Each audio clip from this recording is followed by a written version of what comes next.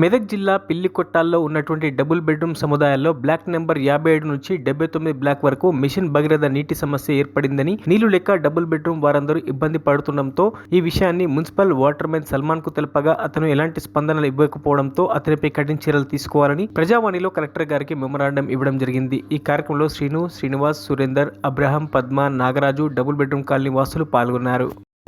కావున కలెక్టర్ గారికి తెలియజేయడానికి ఇక్కడికి వచ్చినాము. కలెక్టర్ గారికి తెలియజేసాము. తీవ్రంగా వెంటనే స్పందించి కమిషనర్ గారిని మిషన్ భగీరథ వాళ్ళను పిలిపించి వాళ్ళతో మాట్లాడి తొందరగా ఇమ్యూనిటీ ఏది ఉన్నా కానీ డోజర్ ఇట్లా పంపించి తొందరగా పని చేయించమని చెప్పిండు.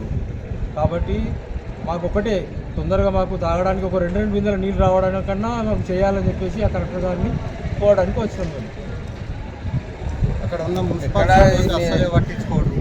ఎక్కడ ఇది డబుల్ బెడ్రూమ్ పిల్లికోటల్ 58వ బ్లాక్ నుండి మాకు తాగడానికి నీటి సమస్య తీవ్ర ఇబ్బందులు పడుతున్నాం. 79వ బ్లాక్ వరకు. మరిన్ని అప్డేట్స్ కోసం మా ఛానల్ని సబ్స్క్రైబ్ చేయండి.